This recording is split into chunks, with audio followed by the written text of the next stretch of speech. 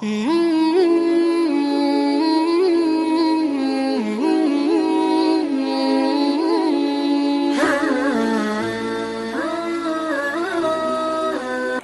Mobile کا غلط استعمال نہ کیا جائے۔ اس موبائل کو آپ استعمال کرتے ہیں تو اس میں نعت سنیے، اس میں تقریر سنیے، اس میں قرآن کریم کی تلاوت سنیے۔ ہمارے اس موبائل کے اندر آپ دیکھ لیجئے گا کہ قرآن کریم ہم نے اس موبائل کے اندر لوڈ کیا ہوا۔